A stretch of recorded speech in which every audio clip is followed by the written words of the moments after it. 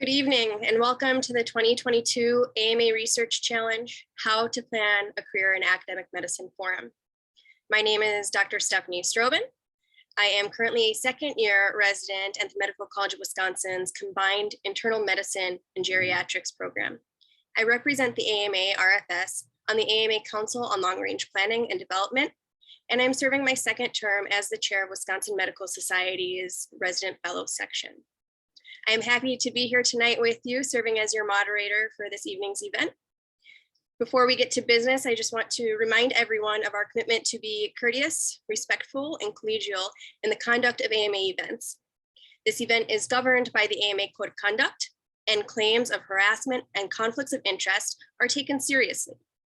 Violations of the Code of Conduct may be reported confidentially via phone or web to our partner, Lighthouse Services. Thank you for your attention to ensuring this is a safe and welcoming and professional meeting. Before we get underway with this forum, I'd like to provide a general orientation to our event platform. To ask a question, please use the Q&A feature or raise your hand feature. You can find both of these in your toolbar. We solicited questions from the participants in advance of this forum, but we want this event to be as interactive as possible. If you do not have the Q&A feature, please see the chat box as you are also able to drop questions there. Now, I would like to introduce our panelists.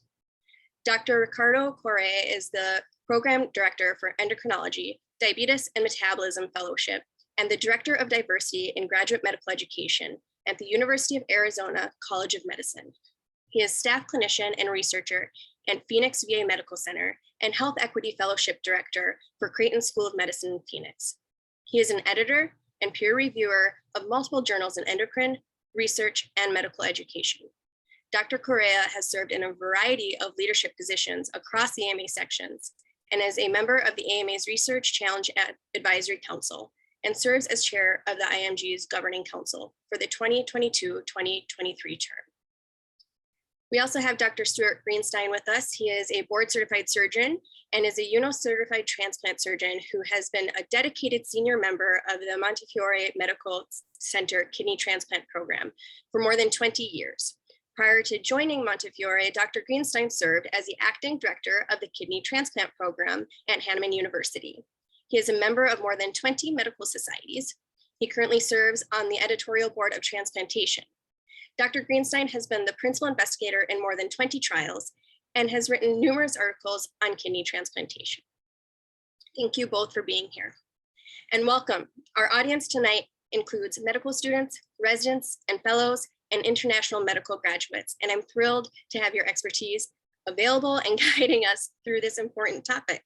Thank you for your time and your willingness to join this evening. To get started, we'll start with Dr. Greenstein. What has motivated you to choose the path of academic medicine? That's a very loaded question, but I guess it started in medical school where I was fascinated by medicine just in general, and I had lots of questions in my mind, and the people that mentored me were clearly researchers. I had the privilege of going to Harvard Med, so I was really excited by all the research that was going on, and I knew that I wanted to go into academic medicine based upon how I saw medicine going. You know, it's an interesting question because some people, I think that more and more people are leaning towards academic medicine just because there is less and less of private practice out there, and people are realizing that they're going to be associated with institutions, whether it's universities or medical centers. I didn't feel that way. I just knew right away I wanted to be an academic surgeon. I didn't know I was going to be a transplant surgeon, but I did know I wanted to be an academic surgeon. Thank you. And Dr. Correa, I'll ask you the same question. What led you to a career in academic medicine? Thank you so much, Dr. Strobin, and thank you to the AMA for the invitation at this panel.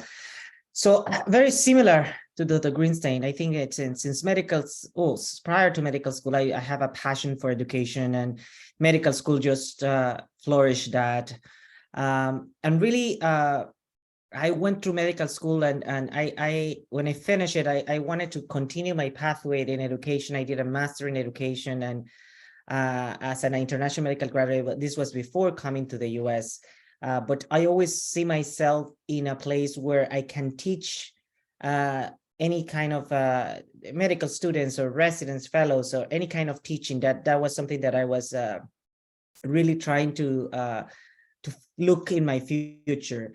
And then definitely I came and did all the residency and fellowship, and all of that just flourished more during my years of residence and fellow, trying to make myself more aware of where education was going, how can I improve medical education, how can I contribute more. And something important, I think, in the pathway is that it's not an easy pathway to continue in academic medicine.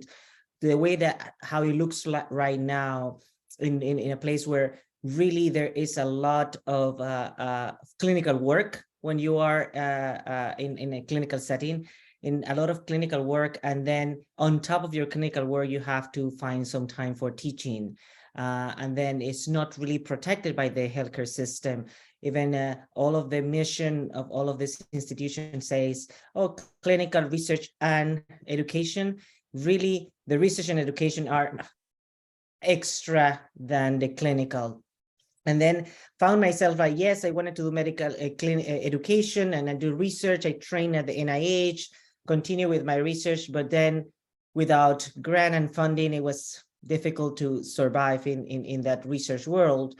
And then trying to make myself available for education and research has been not an easy pathway. I think that the most important thing that I have learned is that you need in your career to change a little bit of the things that, yes, you can achieve your goal, but to achieve that goal is not a straight line. It's sometimes some other pathways. I start a lot of with doing a lot of research and then moving to a lot of medical education. In the last year, I have done all my research and medical education has been in health equity. So found a pathway where the two things comes together, and there's some protected time that I got. But very important is to think about every time that we mention academic medicine is thinking on how it looks for you, because the healthcare system will make it totally different. And I call this clinician that teach. So there are clinical people that teach. That this is not what we really want in academic medicine. Academic medicine, we want people that really are prepared, that teach, that produce research in medicine, in med-ed, and then at the end promote this. So I think that there is a hope. We have to continue being an advocate for academic medicine. I think that the AMA has been very strong on this. But just sorry that I jump from your question of how I get into and then just blurb about this other thing. But I think that it's just, in my case, was really the passion that I had from the beginning to be an educator. And I think that the best way for me was to be in this pathway of academic medicine. I now see, and I think like, should I go to private practice or should I go to another type of practice? And I don't see myself. This is, everybody's individual, everybody's different. And that was my main driver in medicine, has been trying to educate the next generation. I'm going to add to what Ricardo said, because I agree with him.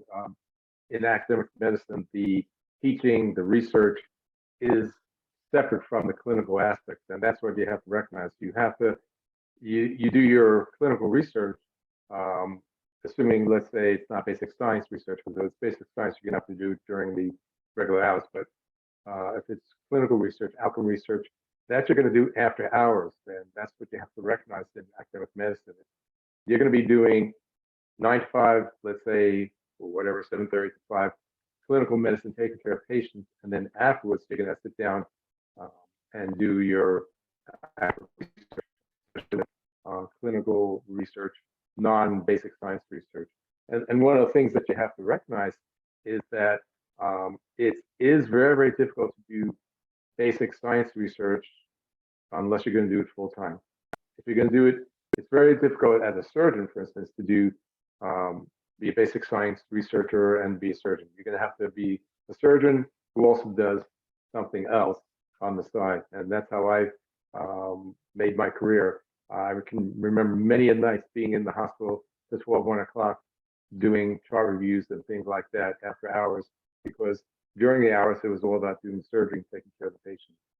And one final thing I wanted to say that in academic medicine, I think if I had to really look back, I think my love for academic medicine started in college, because in college, many of us did research because that was one of the ways you got into medical school. You had to do research. And with the research came the love for having a question and then getting an answer and realizing, wow, now there's another question from that. And then there's another. So it really starts probably in college, but in medical school, it was the same thing. All the questions that would rise, you would try to find time to do actual research, and some people take time off during the research year. I've had students who've taken a year off from medical school between the third and fourth year to spend a whole year and block time with me, and that meant not only just doing research, but actually following me around in the operating room, seeing patients, and they got a true sense of what it was like to be an academic surgeon, which meant having not a 24-hour day, but a 28-hour day, beyond normal days. Thank you. I notice you both are talking a lot about research and teaching as part of academic medicine. Can individuals have one without the other? If someone's really passionate about education, can you do that without necessarily tying yourself to research? And what might that look like? I can start, and then definitely. So if we think about what we dream of, is doing the three of that: research, clinical, and education. And I think that's very difficult to achieve, because the day only have 24 hours, and it's difficult. So what I have seen is that there is many people that really dedicate themselves to research. And when I say research, is that they are really researchers, like they are clinician scientists that dedicate their time.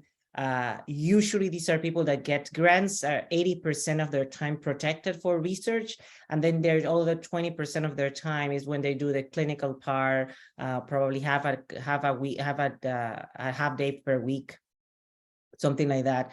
And these are really the physician scientist people, that ones that are doing a lot of clinical research, and they have grants.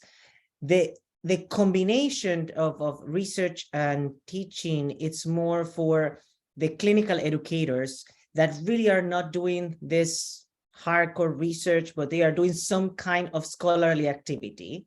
They have some publications, they have some work on med-ed, they have some, they can do some clinical trials, and then on top, they are doing some more teaching and education for the students. So more likely, that's what the person that is in academic medicine looks like when you don't have protected time.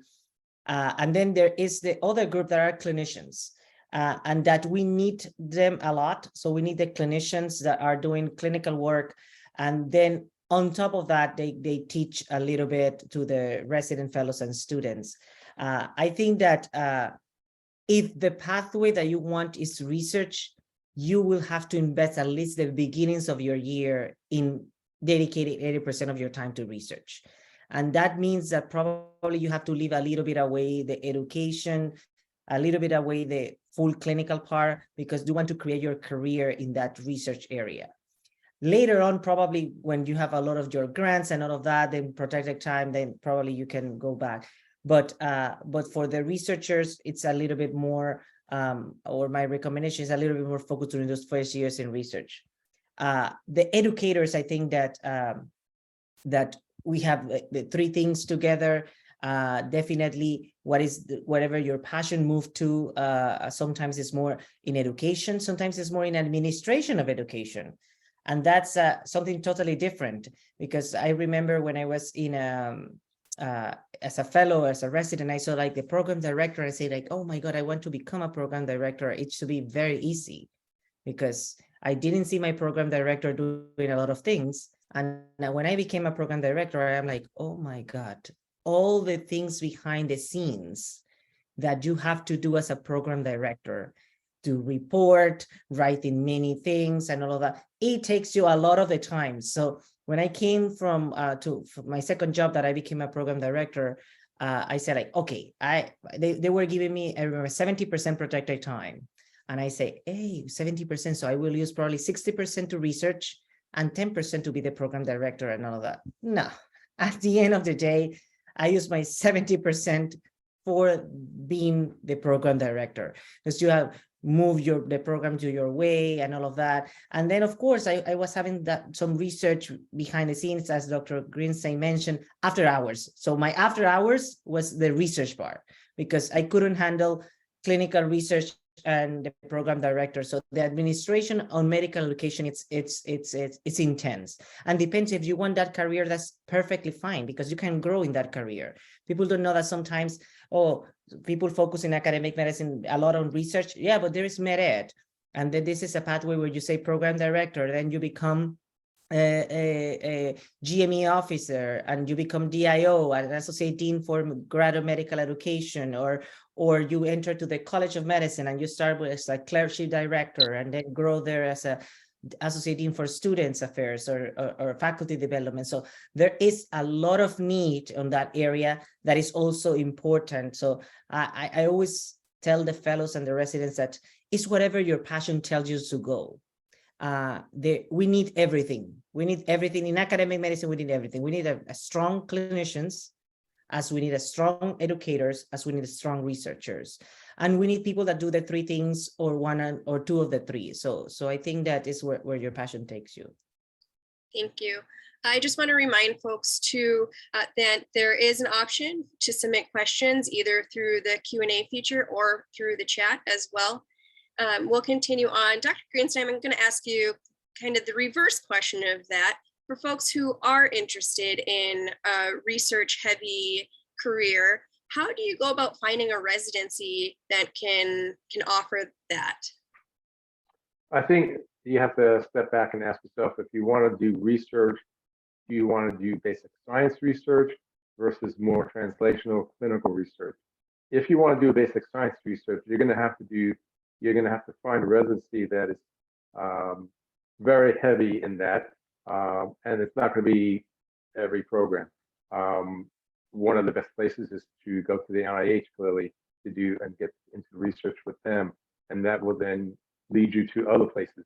But no matter what, wherever you go, I mean, when you go for an interview for residency, you want to find out, are there people in that section, whatever you're going for an interview. Let's say you're going to interview in surgery. We have interviews coming up soon. They're going to ask, well, what do the attendings do? Do they have a research lab? Do they do clinical research?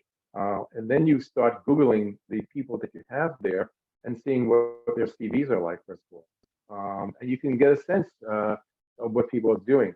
But the bottom line is you have to, at the interviews, really ask the question. There's no way, I don't think you can, assume that, if you go to the First World Community Hospital, you can assume that's not going to be a research-oriented program.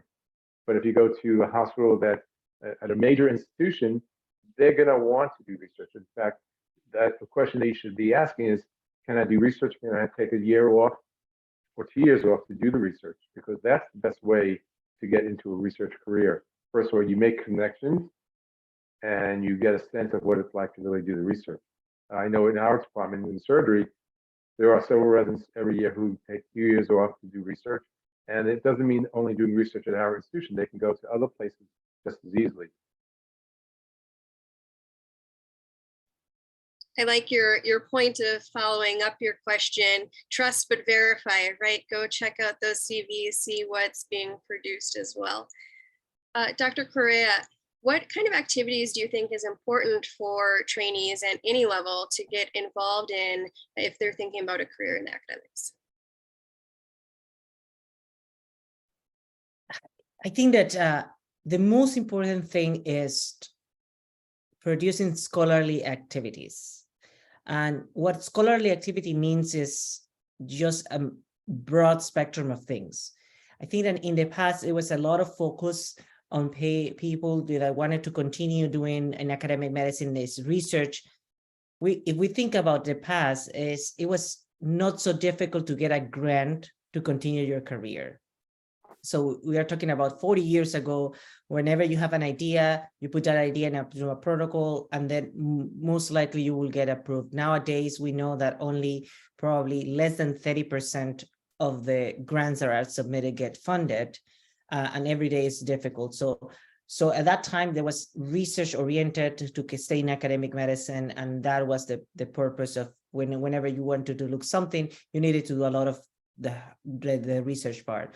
Nowadays, I always see more about scholarly activities, and what scholarly activity means is wherever you want to do it. A lot of the things, for example, quality improvement projects. There are a lot of educators, clinical educators that do quality improvement projects, and this is a type of scholarly activity that you can grow, that it can make you growth in academic medicine. It can be now we are doing a lot of health equity projects, and health equity is a mix of the quality improvement and the research part. So we are doing a lot of health equity projects that can be definitely. If you want to stay in academic medicine, you have to be proactively involved in these scholarly activities, from research to the others, and then definitely that will bring your portfolio to stay in there. The other part is, for example, if your focus is more towards medical education, start in residency, trying to find ways where you can start teaching. Not so there's many opportunities in many programs for the residents to start like residents as educators and then start teaching. If that is what you want, try to get into that pathway, and then start building your portfolio, because that is the entrance, the door to entrance, the pathway in academic medicine. Usually they will ask you whenever you apply for a job, or depending if you have some background, probably you can enter as an assistant professor, in other places as an instructor, but all of that kind of things will be important to put into your future. So I think that things to consider is being active during training, during medical school, and during residency and fellowship, being active in the pathway that you want to be. It doesn't need to be exactly that you are doing this clinical trials. Nobody expect also that if you are in residency and you finish residency and start a job, that you were the first author of the big trial that's happening right now. So you don't have the time to do that. But people definitely expect when you apply to academic jobs that you have some productivity during those years, that something is you published, you have some presentations, you were active. I also, finally, I want to mention, I think that leadership positions in organized medicine, we are seeing more and more right now that even it's was not so much value in the past. Now there is a lot of value coming from leadership positions in organized medicine. So if you are part of an organization, try to be part of the committees, try to grow in the organization, be part of chairs committees, so things like that. That will help you a lot. And you will see, like, for promotion in academic medicine, they will ask you in many places which committee you were chair of, which organization, how many guidelines you have been involved.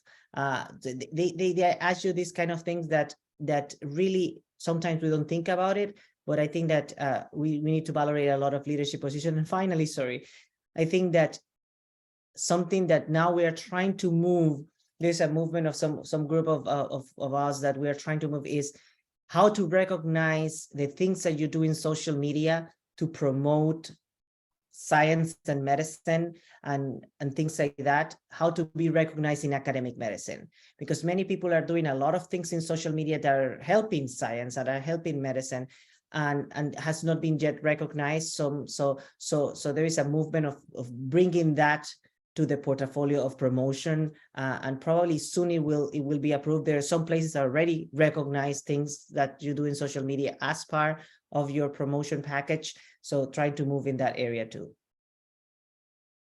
I'm going to add one thing. I think one of the things that is critical in getting into a research career is to find the right mentor.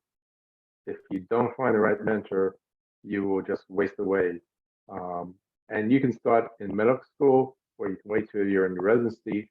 You can find somebody that, provides the passion of what their work is about, whether it's clinical and or research. And with that, first of all, you can then get excited about it. And when you have a really good mentor, that mentor will work to help open up doors for you. That mentoring, though, doesn't stop when you finish residency. I mean, I think that mentoring is just as critical as a surgeon, for instance, to mentor the junior surgeons who come through for their academic careers. I know for myself, when I'm asked to write chapters, I will ask my junior colleagues if they would like to participate to write the chapters up. I don't need it for my CV anymore. They need it, and they need to go through the process of growth, which I think is critical. And I think that one of the most important things I can say about academic medicine, you need a good mentor. And one last thing I want to add, sorry, that it comes to my mind when the Greenstein was mentioning this. Besides the mentorship is your network.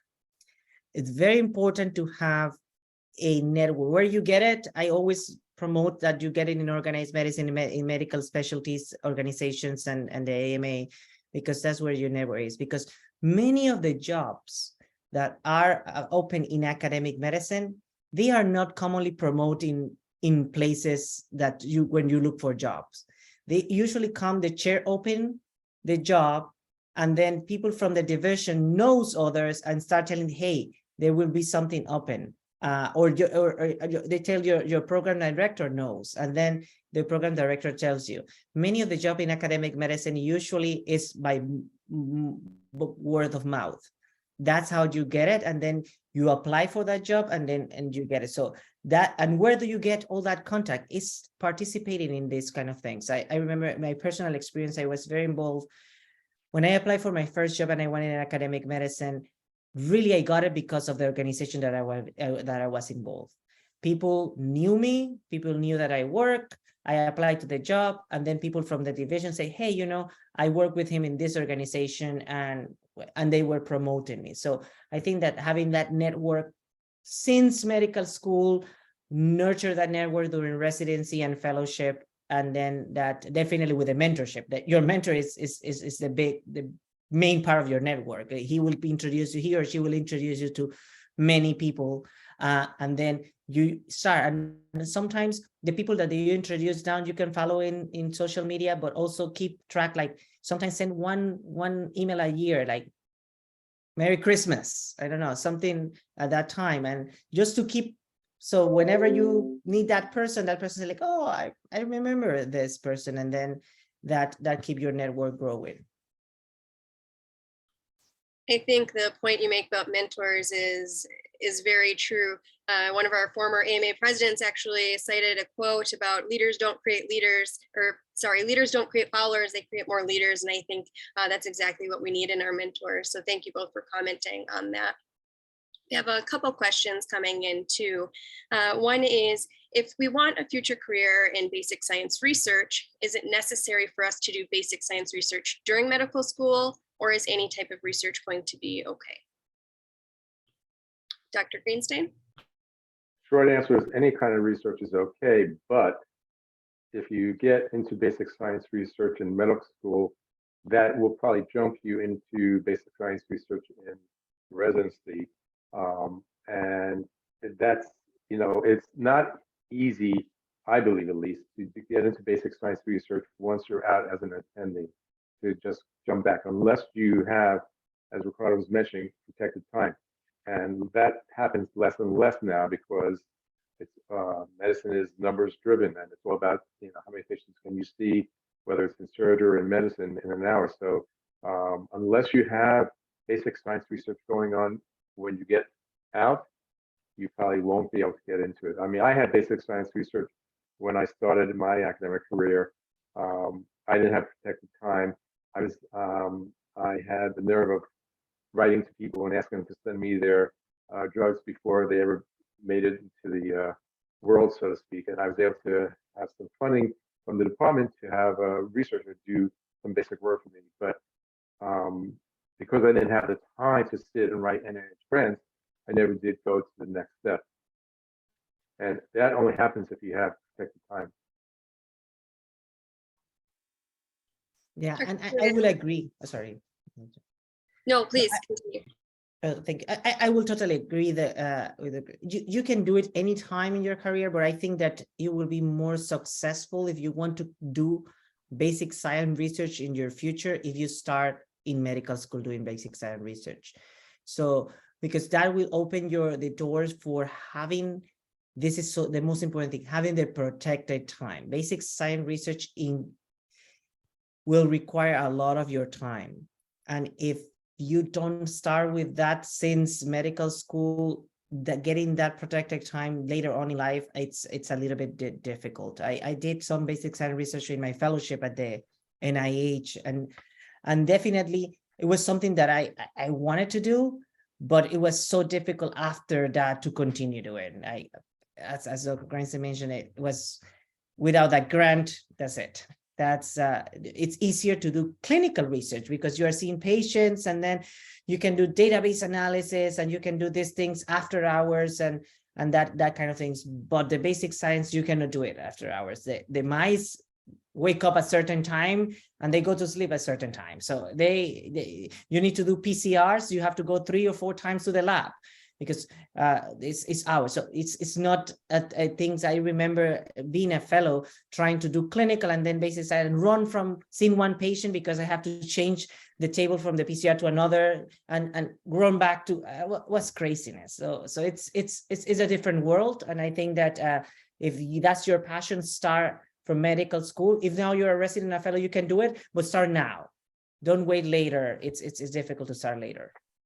The only time I'll add to that you can theoretically jump into basic science research if you haven't started early on in a career, as I say, as we were mentioning in medical school, is if you take time off during your residency, 1 or 2 years, preferably 2 years of research and where you can do basic science research, and that could ignite your academic career in the basic science. But if you have no basic science work going on during your residency, you won't be able to do pure basic science research when you get out without that protected time, and you'll be starting from scratch, teaching yourself everything. And unless you have a mentor that is going to show you everything, you can be knocking your head against the wall all the time. Dr. Greenstein, do you have recommendations for folks who are maybe in a community program or a different program where maybe academics isn't as strong, or there's not real access to somebody that has this research and academic background? So my short answer would be switch to a academic program, because it is very, very difficult to do research in a community hospital system because it's not geared for research. It's very, very difficult to do it. They don't give you the time or the space to do that.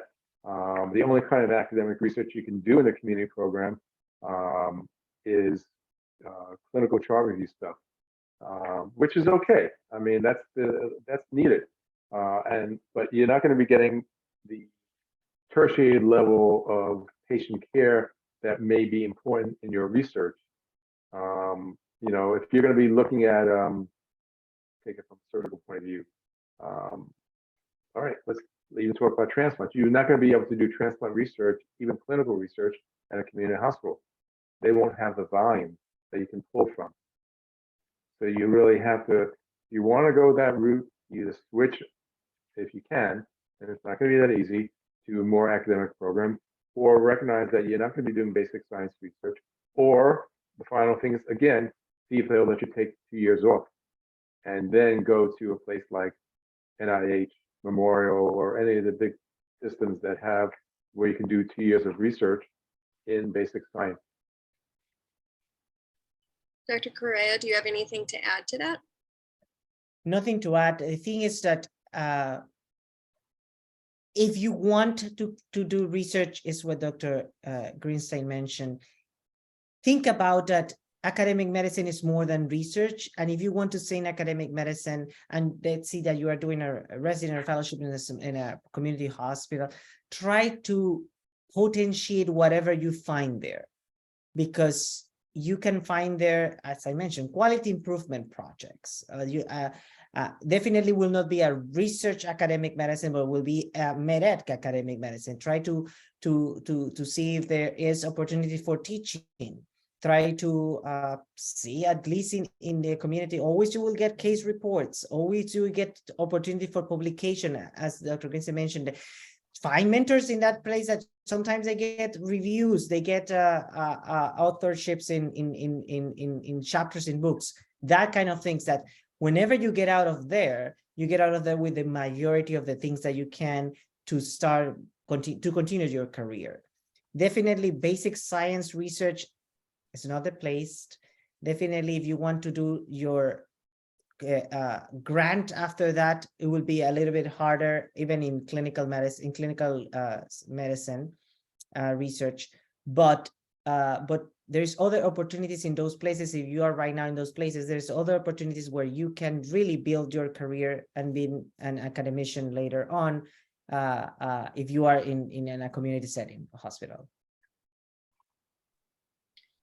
Dr. Correa, I have another question for you coming in through the chat as well. How difficult is it to acquire a leadership position in academics? Feels like this could maybe be challenging to obtain as a younger faculty member. Yeah, and this is the big elephant in the room. It's leadership in academic medicine. If we look, we will see that there is not a lot of diversity in leadership. The gender diversity is not there, even though we know that almost 55–60% of the medical students right now are females. And then also the race ethnicity diversity is not there. When we look at how many deans of medical school are from underrepresented minorities, we can say right now between 20 and 25 deans. So it's difficult to grow. But what I always say is that if that is your goal in life, you'll work through that. And for underrepresented minorities at any level, it will be harder to do it, but it's possible to do it. And then you start working. Sometimes we have to work 2–3 times harder, but if that is your goal, that is what we want to build. So that's I think that one opportunity that it's changing, and we need to move to that change and increase leadership. You have to start working since the first day in whatever you want. Some jobs offer you that opportunity to sit down with a mentor. They assign you a mentor. Other jobs do not offer that opportunity, so you have to find it by yourself.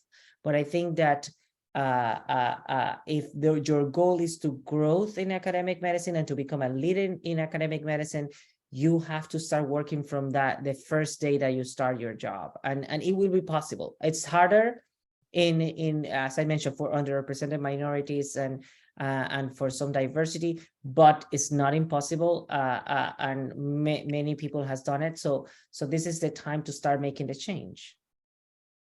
Leadership, by the way, also, just to add to what Ricardo said, doesn't only mean in the medical school, the hospital. Leadership also involves joining committees and the organizations that you're training in. Let's say, again, I'm going to bring it back home to transplant surgeons. The residents can, if they are going to go into transplant, join up earlier on in these societies, whether it's the Transplant Surgical Society or the Medical Society of Transplantation. And then once you join up, you get onto the committee because they want the youth of today to be involved, so to speak, on these committees. By doing that, you then also meet other people and you advance your career that way, but you also can advance up in the committee chair ladder type of thing, where you go from a committee leader to a counselor to, secretary, president, elect, whatever. And finally, it involves also for the residents to be involved on the AMA side. I mean, I came late to be involved, but I'm luckily now involved on the academic physician section, on the governing council, and doing things like that. So that's how you do it. It doesn't only mean in the university, in medical school. Thank you. And Dr. Greenstein, you mentioned kind of coming into this organized medicine space a little bit later, maybe. What what about starting an academic career after choosing maybe starting out in private practice or starting out in a different capacity? Is it possible to then transition into academics later on? Anything is possible, but it's very, very difficult. Bottom line. I mean, because, you know, if you're looking to do as a true academician, research, teaching, and clinical, you may find it very, very difficult to do the research because you don't have any background in it. The clinical, that you're going to be strong in. And the education, I mean, I think even those who are not, quote, academic physicians are educators because they have many programs have residents. And even if you're in private practice, you're expected to teach the residents, whether it's in medicine or surgery. But the research aspect would be very, very difficult. And I don't mean research by case reports, things like that. I'm talking about quality research, outcomes research, anything along that line. It can be very, very difficult. It's Dr. easier Correa. to go from academic, by the way. It's easier to go from academics into non-academic than the reverse, at least in my mind. Dr. Correa, do you have anything to add to that? I think that the first phrase of Dr. Reinstein was so important is about nothing is impossible. That is more difficult, it will be. But for example, I can tell you the experience for the majority of the international medical graduates, if they are coming, for example, from other countries, and then they have to do what we call the waiver, the J1 visa waiver, most likely that's going to be in an academic place. There's few of us that will be that did achieve going to an academic place, but many will not go to an academic place. And then I always tell this to them, is like, if you, after you finish your waiver, you want to come back to academia during those 2 or 3 or 3 to 4 years, continue doing academic things after hours, in your weekends. If you go, I have some friends that what they did was that they were not in the university hospital, but they were some close to the university hospital, and they were going, after they finished their clinic in that place, they were going to the university hospital. Everybody in the university hospital knew them. They were working in different research teams. And finally, when they finish, they were able to jump to that and be part of the team. So it's, at the end of the day, you put your own limitations. And I think that that if this is what you want, in whatever is the route that you take, if that is your final end goal, you can achieve it. And then definitely will take more time, but it's possible. But definitely it's easier to switch from academic to non-academic than from non-academic to academic. Thank you. A couple of questions coming in from folks watching. How do you get protected time off for advocacy and healthcare policy related to activities such as those in the AMA? Have you found it challenging? Also, how do you balance that with all of the research and academics that you're doing as well? Dr. Greenstein, you're unmuted, so I'll let you go first.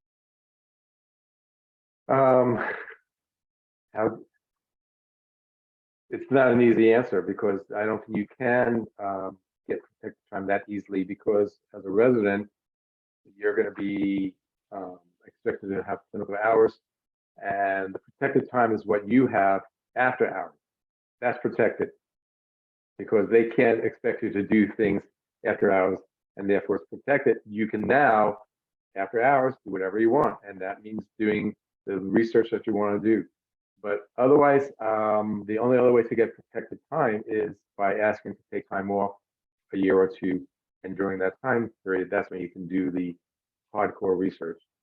Otherwise, I think it's very, very difficult to get protected time. I don't have protected time. Totally agree. It's another elephant in the room. Is we want and we promote people to let's do advocacy as part of medicine, But how do you put that in your 24 hours? It's very, very difficult. Sometimes some ways is getting a, for example, there is some research or some grants coming from fellowships. For example, the AMA has a fellowship on health justice. There is other, I'm right now involved in one fellowship that they pay in a year some time to get you protected time that is very minimal, but they give you in climate change and health equity. So things like that where you can find and apply and see if you can get it.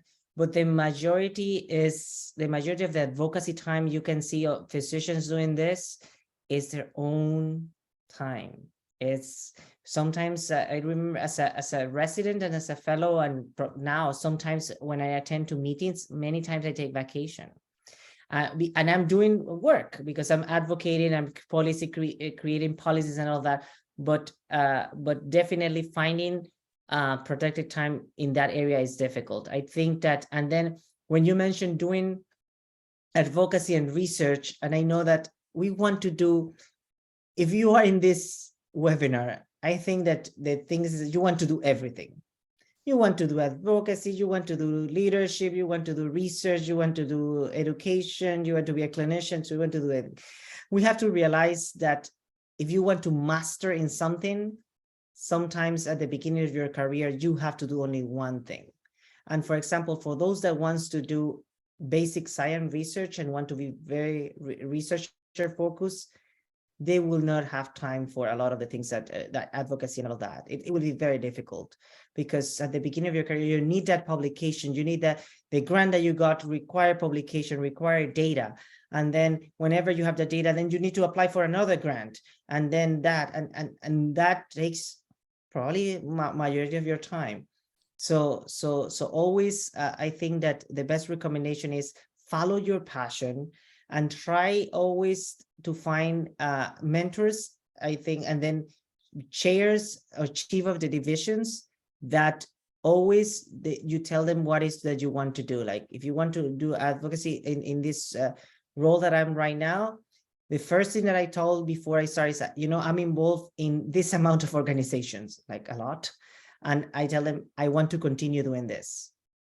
And whenever I was looking for a job, I want to continue. And when they say, no, we cannot allow you to participate in this, or I said, okay, I didn't accept the job until I find a place that I accept the job. But it's different at the point that I am right now. It's just because I was able to negotiate things. At the beginning of your career, it's a little bit more difficult to negotiate. So try to continue if that your passion is advocacy in your own time, but later on you will find opportunities for getting some protected time. It's difficult.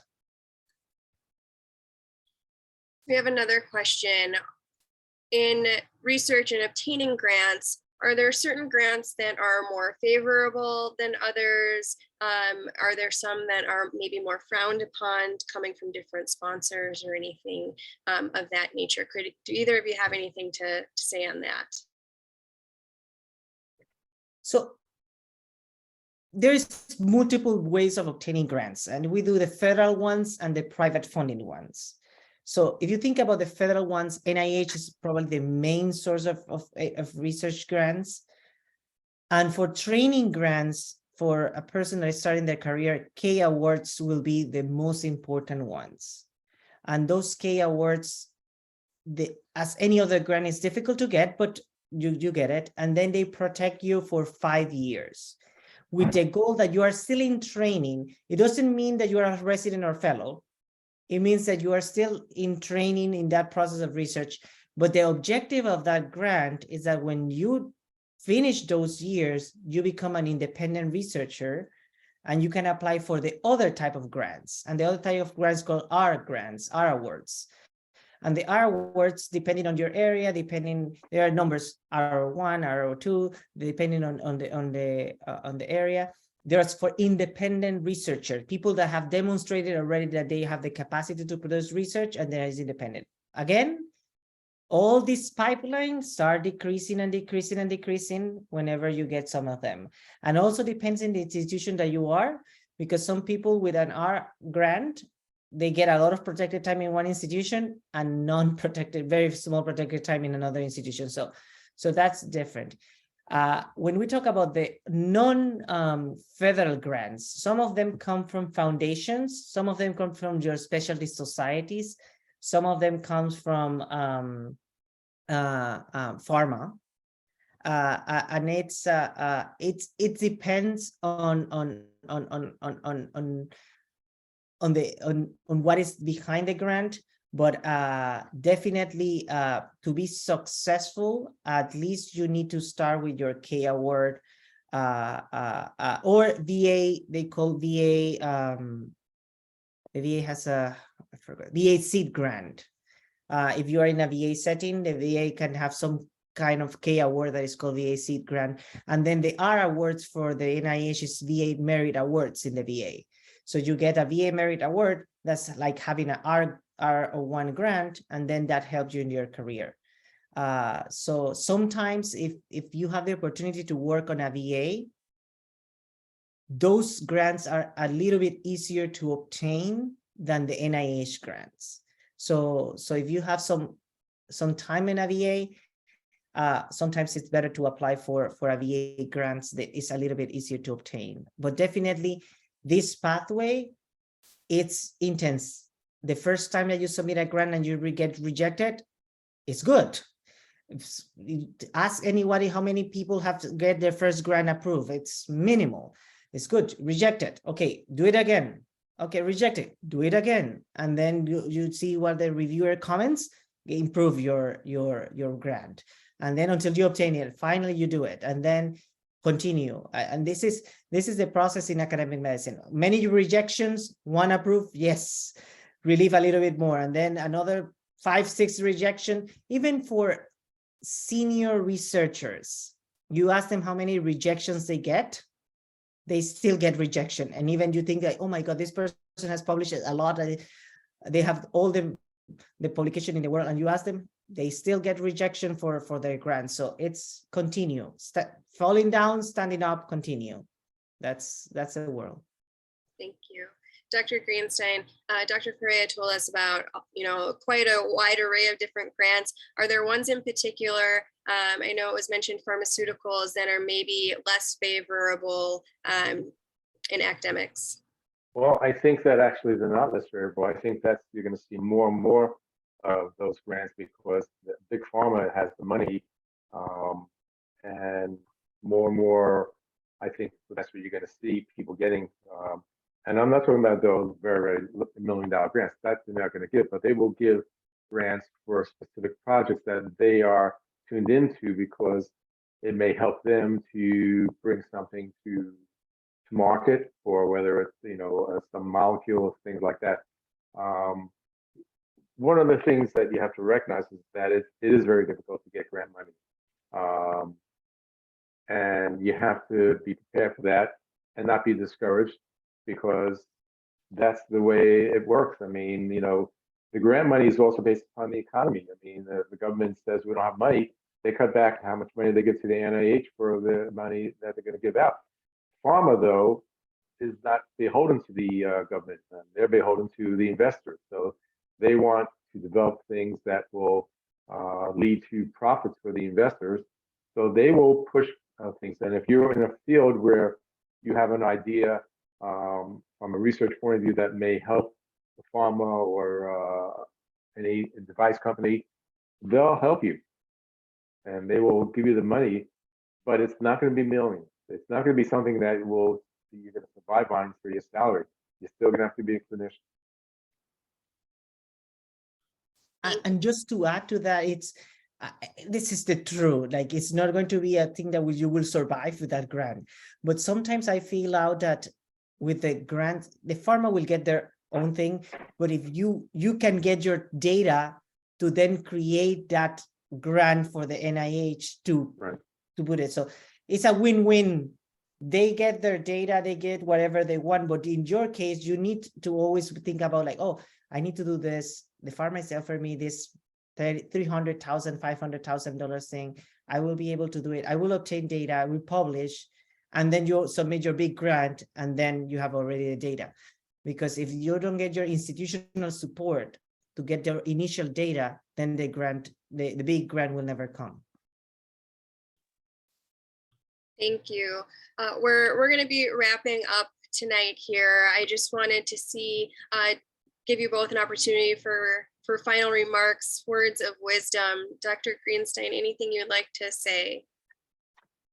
I think I'd like to say that academic medicine is a very rewarding career, and that you have to go into it though with the eyes open, realizing that we are in a struggle right now because we are more and more, even as academic physicians, being pushed to do more on the clinical, pure clinical side, as medicine becomes more, shall we say, corporate driven, and that's including institutions. So you have to recognize that and somehow still produce the research that you want to do, because there's an excitement, and when you do the research and when you get your publication, and that leads to the next publication, and then people come up to you and say, wow, I remember reading that paper that you wrote on this and that and this and that, and you feel good about what you've done in medicine because you know you've advanced the medical field and the care of the patient. Dr. Correa? Yes, to add a little bit, it's that understanding that when you choose academic medicine as a career, it will not be easy. As I mentioned multiple times, you fell down, but multiple times you have to stand up again and continue.